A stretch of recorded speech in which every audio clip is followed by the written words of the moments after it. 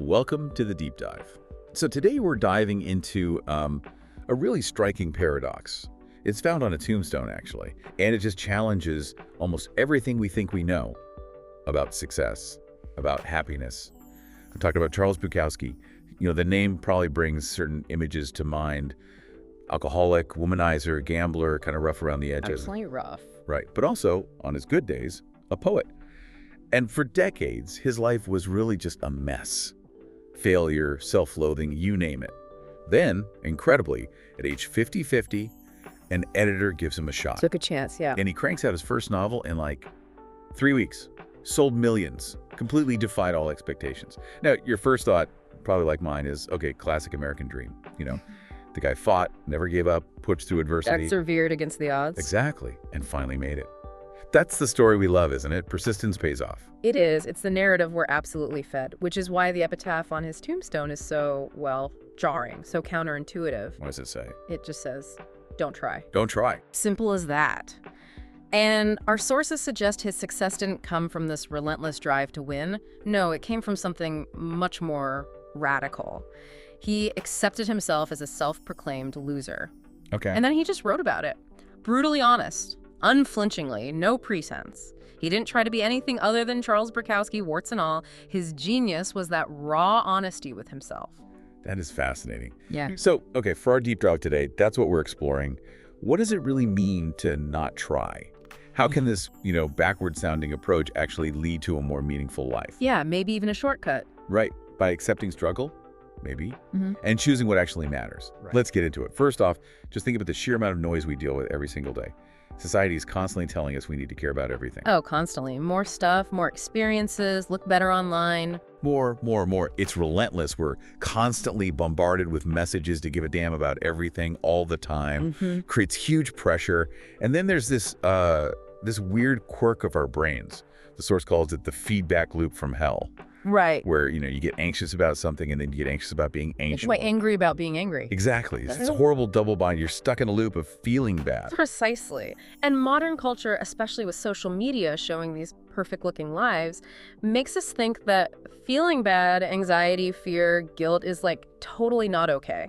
Yeah, like it's a personal failing. Right. So we end up feeling bad about feeling bad. It compounds the problem. But the solution offered is surprisingly simple. Which is? It's about not letting yourself be consumed by the fact that you feel bad. Just accepting it. Okay. That short circuits the loop. You stop beating yourself up for feeling down.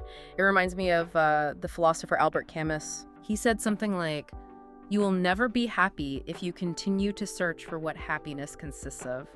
You will never live if you are looking for the meaning of life." So just stop searching so hard. In a way, or as our source puts it, very bluntly, don't try. It really highlights how, we have a limited amount of emotional energy, right? Yes. A limited number of, fucks to give, as the source puts it. Yeah, exactly. We can't care deeply about everything. So the real skill, the subtle art, is about choosing where to direct that energy, prioritizing, deciding what matters to you and what does not matter to you based on finely honed personal values. And that's not easy. No way. It's a lifelong struggle figuring that out. Absolutely. But it's crucial because those negative emotions we try so hard to avoid, they're not just static, they're biological signals. Yeah, a call to action from your brain. They're pointing to an unaddressed or unresolved problem. If you just deny them, you're ignoring the feedback you need to actually solve things and find happiness. Like touching a hot stove. Exactly. The pain tells you, hey, don't do that. It teaches you boundaries, limitations. Emotional pain, when you listen to it, does the same thing. It guides you. Pain can be useful. So to effectively not care about adversity, you first need to care about something more important than the adversity. That's the key insight, yeah. Which brings us to maturity. I remember reading this story, this anecdote about an elderly lady in a grocery store. Oh, the coupon lady. Yes, screaming her head off at a cashier over a 30-cent coupon. It seemed so extreme. It does on the surface. But if you look deeper, using this framework, her intense focus on that tiny amount of money, it probably comes from somewhere else, maybe loneliness, maybe her pension is failing. A feeling that she doesn't have much else to care about? Exactly, a lack of other care-worthy things, so when that one thing she's clinging to gets denied, boom, 80 years of pent-up emotional energy just explodes. It's sad, really, but it shows the point. It really does. Maturity, then, according to the source, is becoming more selective about the things we're willing to invest our emotional energy in. You learn what actually matters in the long run. Right. As you get older, gain experience, you realize how little impact most superficial stuff actually has, past rejections, what random people think. You learn to only give a damn about what's truly worth giving a damn about. And it gets interesting in middle age, doesn't it? Our energy dips a bit, our identity kind of solidifies. We know who we are, more or less, and we start accepting ourselves, flaws and all. Yeah, there's a real liberation in that acceptance. You stop feeling like you have to care about everything. You accept life's imperfections. You start saving your ever-dwindling capacity for caring for the most truly important parts of our lives. Our families, our best friends. Your golf swing, maybe? Maybe. Whatever it is you genuinely value. And weirdly, this simplification, this narrowing of focus, actually leads to more consistent happiness. It's counterintuitive, but it seems to work. Bukowski might have been onto something. Okay, let's shift gears slightly and think about happiness itself. We tend to see it as this goal, right? A state you achieve. Like a destination you arrive at. Yeah. But what if it's more active? There's this story about a sheltered prince. He sees suffering for the first time, and it completely rocks his world. Right, he's horrified. Blames his privilege. So he runs away, decides to live like a starving beggar, deliberately suffering, thinking that's more authentic or meaningful. But after years of doing this, he has this big realization. What was it? That suffering for its own sake totally sucks. It's not inherently noble or meaningful without a purpose behind it. And he realizes life itself is suffering in a way. Rich, poor, alone, surrounded by people. It's just part of the human condition. Wow. Which leads us to this great metaphor from the source, the disappointment panda. The disappointment panda. Yeah, this imaginary superhero who delivers harsh truths we need to hear. And the panda's main message is, life is essentially an endless series of problems. The solution to one problem merely creates the next one. So don't hope for a life without problems. Exactly. Instead, the advice is, hope for a life full of good problems. Problems you actually want to solve. Okay, so happiness isn't about not having problems. No, it comes from the act of solving them. Happiness is a form of action. It's an activity, not something that is passively bestowed upon you. That makes sense. If you're always dodging problems or feel like you have problems you just can't solve, that's where the misery comes in. The satisfaction is in the struggle, in the solving. Which is the opposite of what the source calls the victim mentality. Right. Blaming others, blaming circumstances. It gives you a quick high, maybe, makes you feel morally right for a second. But ultimately, it just leads to anger, helplessness, and despair because you've given away your power to actually do something about your situation. Okay, this leads to a really deep question, a question for you listening to really chew on. What is the pain that you want to sustain? That's powerful. I can share a personal example. For years, I dreamed of being a rock star. You know, the whole fantasy screaming crowds, the spotlight, totally the result. But the reality, I quickly realized I didn't actually love the process, the grind, the daily drudgery of practice, booking gigs, lugging gear, broken strings. Phew. I didn't like the climb much. I just wanted to be at the summit. And society might call that quitting, giving up on your dream. Right. But looking back, the truth was simpler, as the source puts it. I wanted the reward and not the struggle. I wanted the result and not the process. And ultimately, who you are is defined by what you're willing to struggle for. The struggle itself shapes you. Our struggles determine our successes, not just the end goal. It makes you think about people who seem completely disconnected from this reality. Like Jimmy, this character in the source.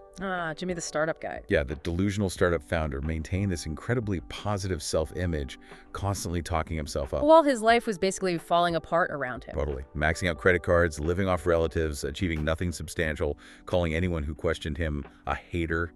And Jimmy illustrates a really important point about self-worth. True self-worth isn't just how positively people feel about themselves. That can be pure delusion, like with Jimmy. So what is it then? It's also, maybe even more importantly, how people feel about the negative aspects of themselves. Can you look at your flaws honestly? Jimmy couldn't. His entitlement, his hiding from problems with imagined successes, made him weak. Whereas real strength, real self-worth, comes from being able to look at the negative parts of his character, frankly. Admit maybe you're irresponsible, or you exaggerate, or you rely too much on others, and then acts to improve upon them. That's growth. That's resilience. So what does this mean for most of us? Here's another bit of disappointment panda wisdom. Yeah.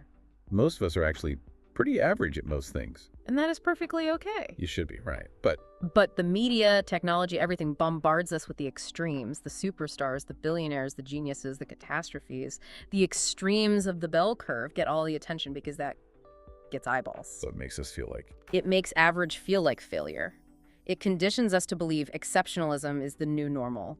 And for regular people, this constant deluge of exceptional information makes us feel insecure and desperate. leading to trying to compensate. Exactly, through entitlement, like Jimmy.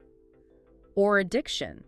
Chasing get-rich-quick schemes, trying to be famous overnight, thinking you need to save the world single-handedly, sometimes leading to really extreme behavior. Like that story of Hiroshi Onoda, the Japanese soldier in the Philippines. Oh yeah, incredible story. Fought World War II for 30 years after it ended because he thought the peace leaflets were enemy propaganda. Just completely detached from reality, Yeah. dedicated to this phantom cause. And then contrast him with Norio Suzuki, the guy who found him decades later, this deadbeat college dropout hippie, basically. whose life goals were to find Onoda, a panda, and the abominable snowman.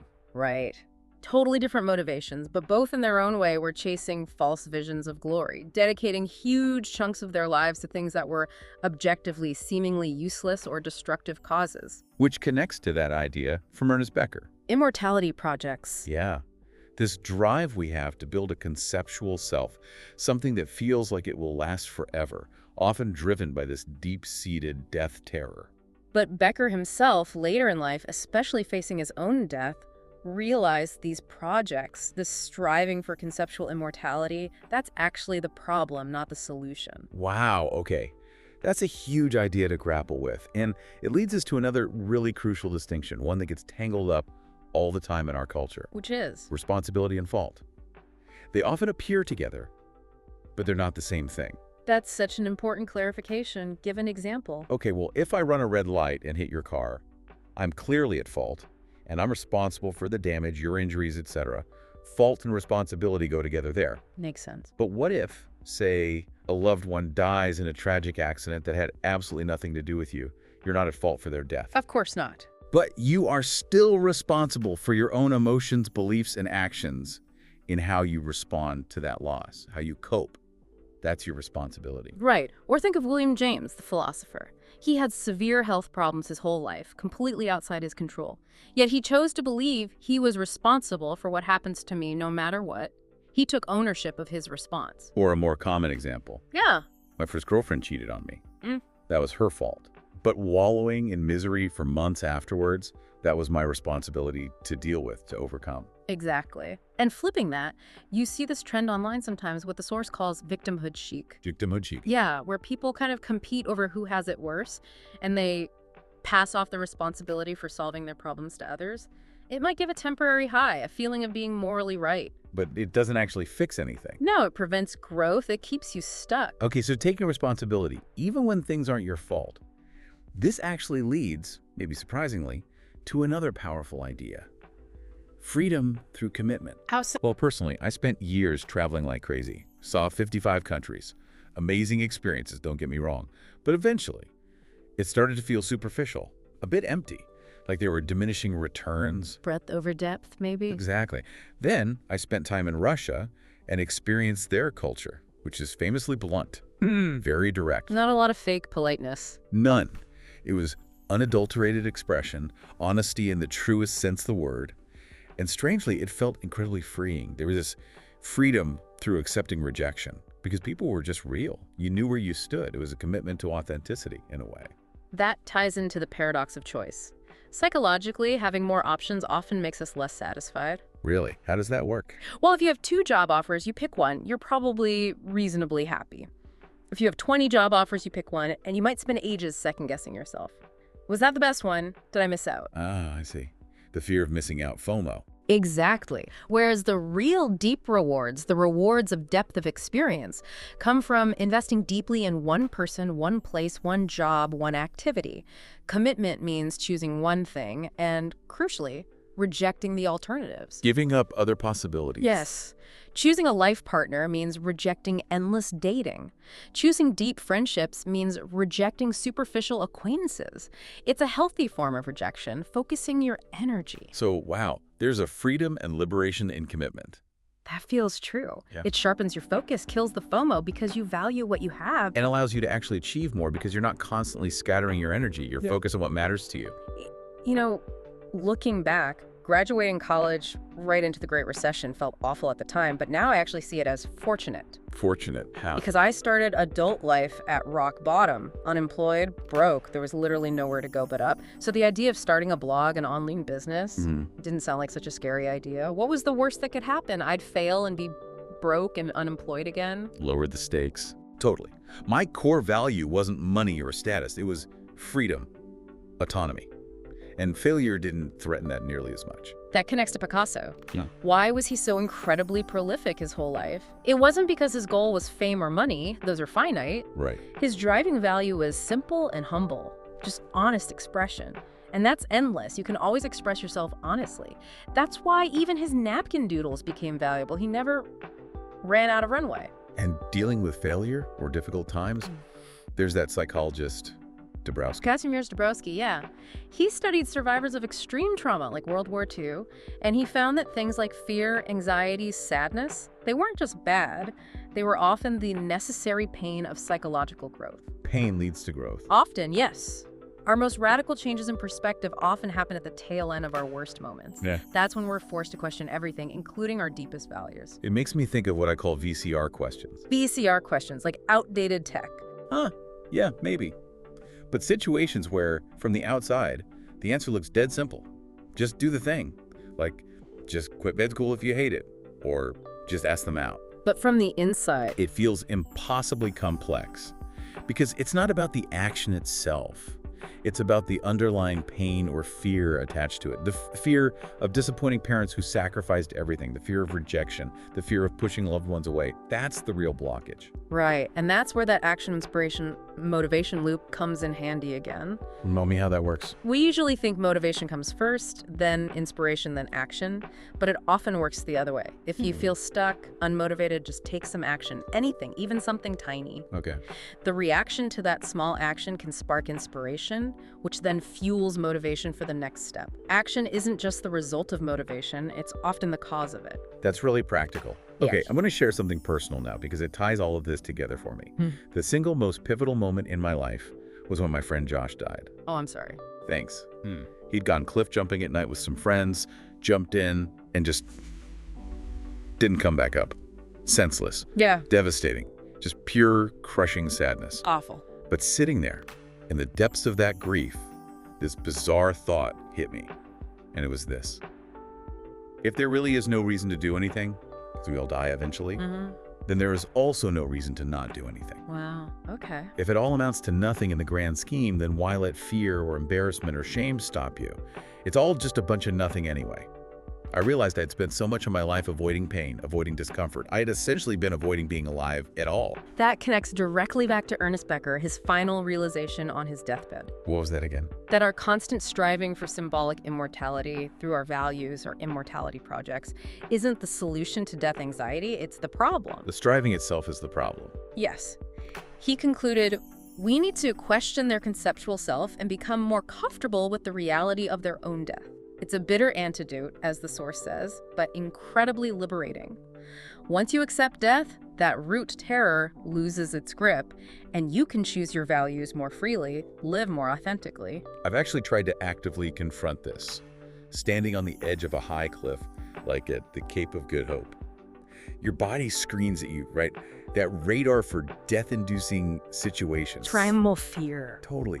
But pushing through it, getting right to the edge, it does something profound. It obliterates all the crappy, fragile, superficial values. All the petty worries just vanish.